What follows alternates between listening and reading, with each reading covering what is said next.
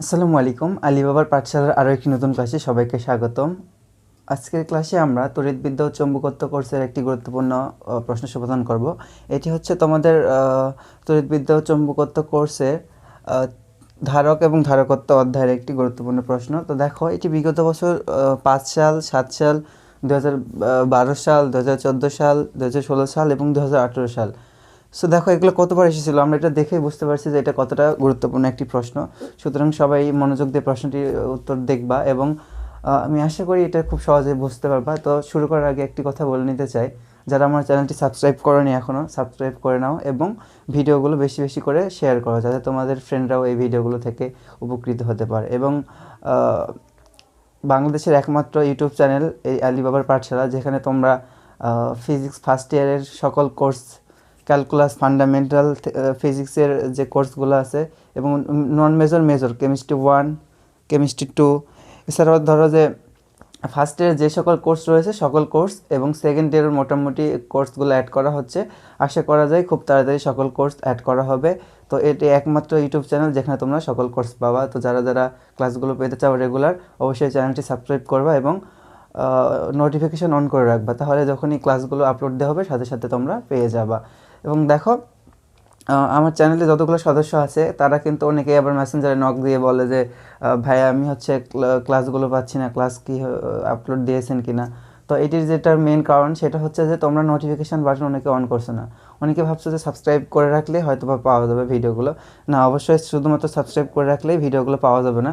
ভিডিওগুলো পেতে হলে তোমাকে সাবস্ক্রাইব করার পাশাপাশি সেখানে যে নোটিফিকেশান বাটন রয়েছে পাশে, সেটাতে একটি ক্লিক করে দিতে হবে। নোটিফিকেশান অন করে দিলে সাথে সাথে ভিডিও আপলোড দেওয়ার সঙ্গে সঙ্গে সেই নোটিফিকেশান তোমার কাছে চলে যাবে। ঠিক আছে? তো দেখো, কথা না বাড়িয়ে শুরু করি।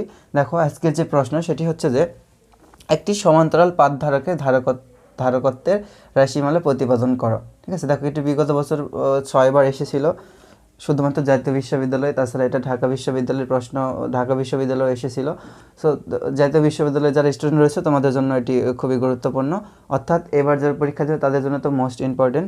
তো দেখো, শুরু করা যাক। এখন আমাদের প্রথমে তো ধারক বা ধারকত্ব এই জিনিসগুলো বুঝতে হবে। আমরা এসএসসি থেকেই এই সকল বিষয় সম্পর্কে পড়ে এসেছি, ধারকত্ব। তারপরে যখন আমরা ইন্টারমিডিয়েটে এসেছিলাম তখন আমরা পড়ছি। তো তারপরেও দেখো, একটু ধারকত্ব যদি আমি বলি, সাপোজ ধরো যে ধারক কাকে বলে, যে যন্ত্র বা ব্যবস্থার মাধ্যমে আধান এই বিভব পার্থক্য বজায় রাখা, এটাকে বলে কি ধারকত্ব। সাপোজ ধরো যে দুইটা পাতের মাঝখানে আমরা কী করছি, একটু বিভব পার্থক্য বজায় রাখছি। ঠিক আছে? এখানে চার্জ আছে, এখানে চার্জ আছে, তাহলে বিভব পার্থক্য যদি বজায় থাকে তখনই কী হবে, এখানে তড়িৎ প্রবাহিত হবে, তাই না? বিভব পার্থক্য বজায় না থাকলে তড়িৎ প্রবাহিত হবে। তাহলে দেখো, দুইটা পাতের মধ্যে ধারকত্ব কাকে বলে? ধারকত্ব সি ইকুয়াল হচ্ছে কিউ ভাগ ভি। অর্থাৎ এই যে দুইটা পাত দেখছো, ধারকত্বের দুইটা পাত, এই ধারকের দুইটা পাত দেখছো, এই ধারকের দুইটা পাতের মধ্যে একক বিভব পার্থক্য বজায় রাখতে আমাদেরকে যতটুকু চার্জ দিতে হবে সেটাকে বলা হবে কি, ধারকত্ব। ঠিক আছে? তো কোনো ধারকের ধারকত্ব কাকে বলে? দেখো, এখান থেকে আমরা বলতে পারি যে এটা কি, এটা হচ্ছে ভি মানে কি, বিভব পার্থক্য বা বিভব, আর কিউ হচ্ছে কি, চার্জ। তাহলে ধারকত্ব কাকে বলে? ধারকত্ব সি ইকুয়াল কি, কিউ ভাগ ভি। তাহলে ধারকত্ব কাকে বলে? এই যে ধারকের দুইটা পাত রয়েছে, এই ধারকের দুইটা পাতের মধ্যে একক বিভব পার্থক্য বজায় রাখতে আমাদেরকে যেই পরিমাণ চার্জ দিতে হয় সেটাকে বলে কি, ধারকের ধারকত্ব। ঠিক আছে?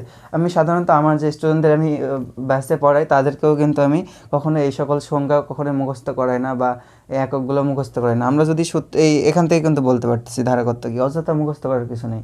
আমরা জানি ধারকত্ব সি ইকুয়াল কিউ ভাগ ভি। তো এখান থেকে বলতে পারি কি, এখানে কি ভি কি, বিভব পার্থক্য। তাহলে ভি এর মান 1 করতে যতগুলো দেওয়া লাগবে কিউ, সেটাই কী হবে। দেখো, ভি এর মান যদি 1 হয় তাহলে কিউ ইকুয়াল কী হবে, সি ইকুয়াল কী হবে, কিউ হবে। তাহলে আমরা কী বলতে পারি, বিভব পার্থক্য 1 একক বজায় রাখতে বা একক বিভব পার্থক্য করতে যতটুকু চার্জ দিতে হয় বা সে আধান দিতে হয় সেটাকে বলা হয় কি, ধারকত্ব। ঠিক আছে? তাহলে দেখো, আমরা এখন কিছু কথা লিখবো। দেখো, এখানে আমাদের এখানে কী বলা ছিল বলো তো? প্রশ্নটা ছিল যে সমান্তরাল পাত ধারক। তাহলে দেখো, আমরা সমান্তরাল পাত ধারক কীভাবে সৃষ্টি করব?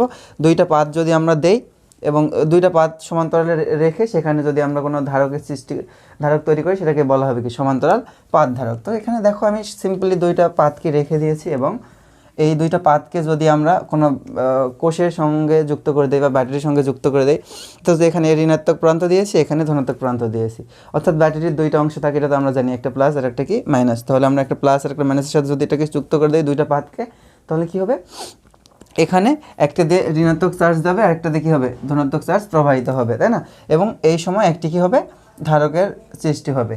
তাহলে এখন আমরা এই সমান্তরাল, তাহলে এখানে যে ধারকটা সৃষ্টি হবে কী হবে, এটা হবে হচ্ছে সমান্তরাল পাত ধারক, ঠিক আছে? সমান্তরাল পাত ধারক কেন? কারণ এখানে যে দুইটি পাতকে আমরা রেখে দিয়েছি সেটিকে আমরা সমান্তরালে রেখে দিয়েছি, সুতরাং আমরা কি বলতে পারি, এই দুটা হচ্ছে, এটা হচ্ছে সমান্তরাল পাত ধারক। তো দেখো আমরা এখানে কিছু কথা লিখবো, আমি যে কথাগুলো তোমাদেরকে বললাম এখনই, বা আর এর সঙ্গে কয়েকটা কথা অ্যাড করে দেবো। সেটা লিখবো কি, যে মনে করি ডি দূরত্বে অবস্থিত এ ক্ষেত্রফল বিশিষ্ট দুইটি প্লেট দিয়ে সমান্তরাল ধারক গঠন করা হলো। অর্থাৎ এই যে দেখো দুইটি প্লেটকে আমরা ডি দূরত্ব রেখে দিয়েছি, এদের মধ্যবর্তী দূরত্ব কতটুকু, ডি, ঠিক আছে? ডি দূরত্ব রেখে দুইটি পাত দ্বারা আমরা একটি সমান্তরাল পাত ধারক তৈরি করেছি। তারপর আরও কিছু কথা লেখা যায়, আমি যেটা বললাম তোমাদের একটু আগে, এটা লিখতে পারো, আবার চাইলে আমি যেটুকু লিখছি এইটুকু লিখলেও হবে।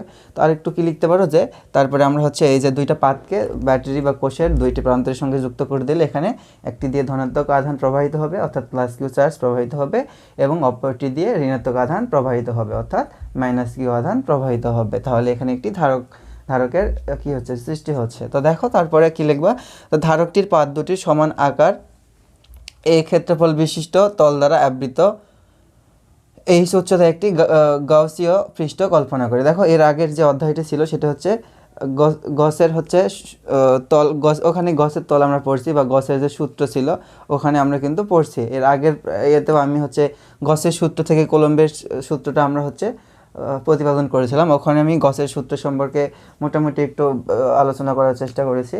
তো যারা ভিডিওটি দেখোনি, ডিসক্রিপশন বক্সে লিঙ্ক দেওয়া থাকবে, ওখান থেকে দেখে নিতে পারো, অথবা আমাদের আলিবাবার পাঠশালা চ্যানেলের যে প্লে লিস্ট আছে তড়িৎ বিদ্যুৎ চৌম্বকত্ব, এখানে গেলেই তোমরা ওই ভিডিওটা দেখতে পাবা, ওখানেও তোমরা এই গসের সূত্র সম্পর্কে ধারণা পেয়ে যাবা।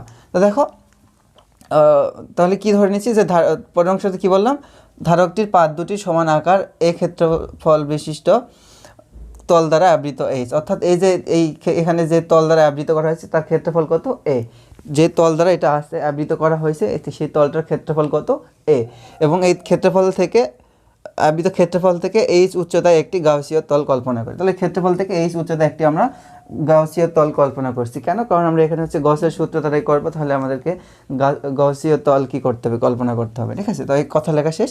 তারপর কি লিখবো, তাহলে আমরা কি পাই, গসের সূত্র অনুসারে পাই। গসের সূত্র কী ছিল, surface integration of E equal কী ছিল, যে চার্জ তার ছিল সেখানে চার্জ কী হবে, 1/ε0 গুণ হবে, ঠিক আছে?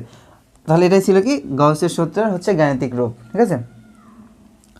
তাহলে দেখো এখানে আমরা এটাকে কী করবো, এটা ক্যালকুলেশন করি, বা তো এটা হচ্ছে গাউসের সূত্র, এটা তো একটু আগেই বললাম, বা তোমরা যারা এখনও দেখোনি তোমরা হচ্ছে আগের ভিডিওতে দেখে নিতে পারো, ওখানে গাউসের সূত্র সম্পর্কে বলা ছিল।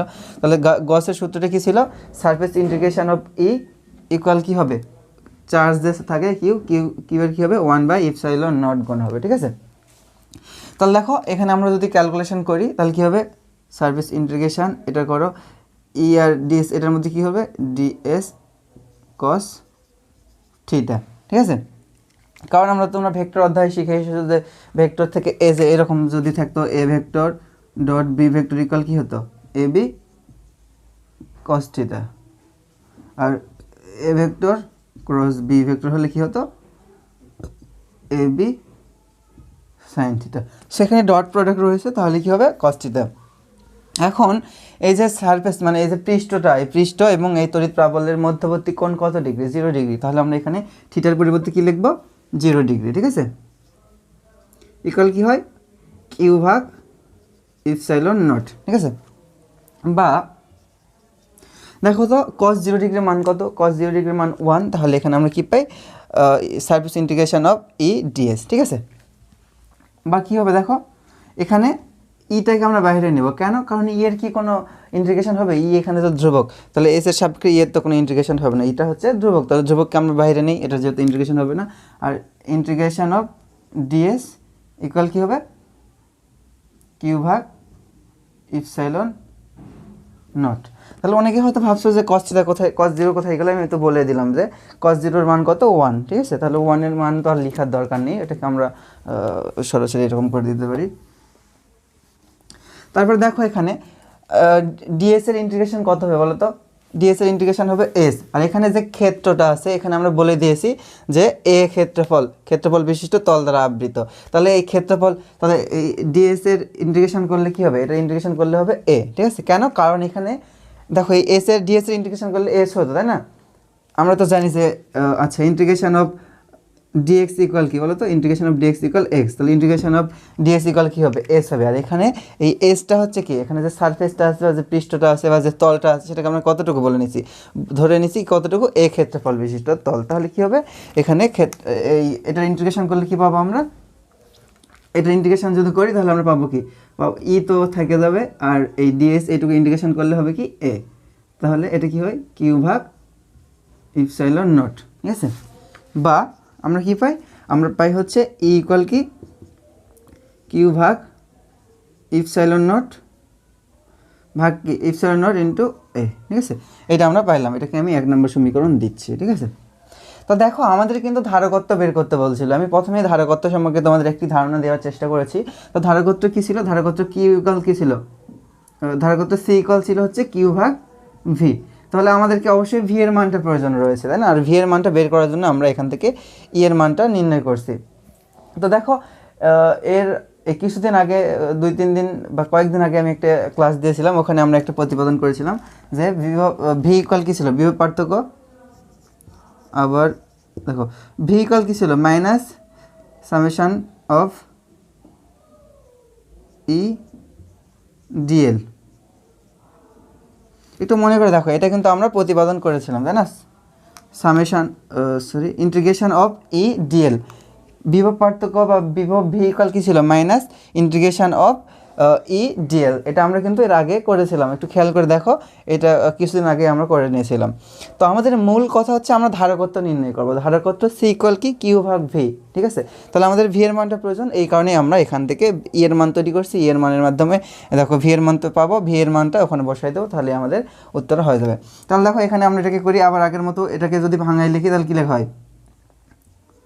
Integration of E DL cos theta, ঠিক আছে। এখানে কী হয়? এটা ভেঙে গেলে কী হয়? Cos theta. এখন এই যে তড়িৎ প্রাবল্য এবং এই সরণটা, অর্থাৎ এই এল সরণটার মধ্যবর্তী দূরত্ব কত বলো তো? ডিএল সরণটার মধ্যবর্তী দূরত্ব হচ্ছে মধ্যবর্তী কোণ হচ্ছে 180 ডিগ্রি। কত ডিগ্রি? 180 ডিগ্রি। তাহলে এখানে আমি কস থিটার পরিবর্তে কত বসাই দেবো? 180 ডিগ্রি, ঠিক আছে। এখন তোমরা বলো তো যে কস 180 ডিগ্রির মান কত? কস 180 ডিগ্রির মান হচ্ছে -1। তাহলে -1টা যদি এখানে আমরা বসাই তাহলে এখান থেকে কী পাই? দেখো এখান থেকে কী পাই? মাইনাস, এখানে একটা -1 হবে, আর এই মাইনাস কী হয়ে যায়? প্লাস হয়ে যায়। তাহলে প্লাস লেখার দরকার নাই, ই ডিএল, ঠিক আছে। তাহলে এটা বোঝা গেল কস 180 ডিগ্রির মান -1। আর এখানে 180 ডিগ্রি কেন হলো? কারণ হচ্ছে যে এই ডিএল আর ই এর মধ্যবর্তী কোণটা কত degree?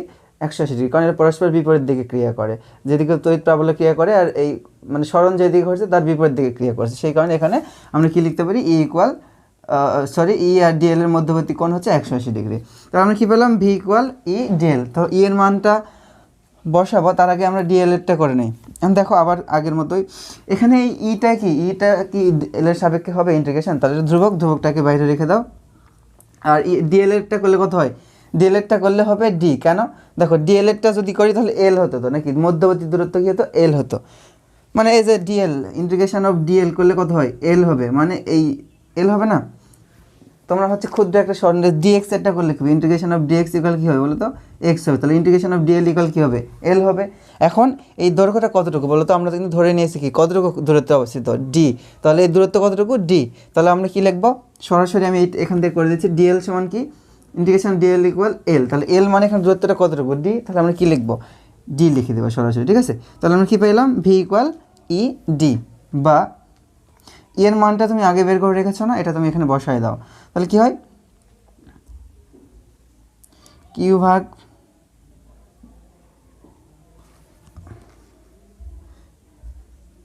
Epsilon naught A d, q d ভাগ হচ্ছে ইপসাইলন নট এ কি, ই হ্যাঁ কিউ ডি ভাগ ইপসিলন নট এ। তাহলে দেখো এটাকে দাও 2 নম্বর সমীকরণ। আশা করি তোমরা এই পর্যন্ত সবাই বুঝতে পেরেছ। আমরা এখন পরবর্তী অংশে চলে যাব। তো দেখো ফাইনালি আমাদের বের করতে হবে কি ধারকত্ব। আবার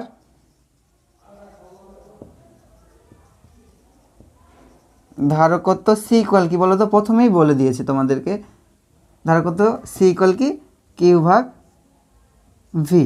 তো ভি এর মানটা তুমি এখানে বের করে নিয়েছো, সেটা বসায় দাও। তাহলে কি হয় দেখো এখানে কিউ ভাগ ভি, তাহলে ভি এর মানটা নিচে, তাহলে কী হবে ইপসাইলন নট এ ভাগ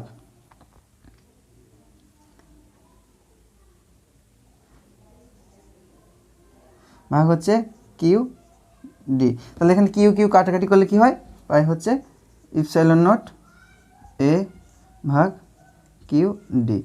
এটাই হচ্ছে সরি কিউ তো কাটা যায় ডি, ইপসাইলন নট এ ভাগ ডি। তাহলে এটাই হচ্ছে কি এই যে দুটি একটি সমান্তরাল পাত ধারকের ধারকত্বের রাশিমালা। ঠিক আছে, তো আশা করি তোমরা সকলেই বুঝতে পেরেছো। এবং এই প্রশ্নটা কিন্তু বিভিন্নভাবে ঘুরে আসতে পারে। তো অনেক সময় বলে দেবে যে মধ্যবর্তী দূরত্ব ডি দেওয়া, মানে এই যে যেটা ব্যাখ্যা লিখেছো এটাও তোমার ওখানে দিয়ে থাকতে পারে। মেন কথা হচ্ছে যে সমান্তরাল পাতের ধারকের ধারকত্ব যদি নির্ণয় করতে বলে তাহলে আমরা এইভাবে করব। ঠিক আছে, তো সবাইকে ধন্যবাদ। আশা করি ক্লাসটি তোমরা বুঝতে পেরেছো এবং ভালো লেগেছে। তো তোমরা ক্লাসগুলো বেশি বেশি করে শেয়ার করো এবং যারা যারা চ্যানেলটি সাবস্ক্রাইব করেনি খুব তাড়াতাড়ি চ্যানেলটি সাবস্ক্রাইব করো এবং নোটিফিকেশন বাটন অন করে রাখো। সবাইকে ধন্যবাদ। আসসালামু আলাইকুম।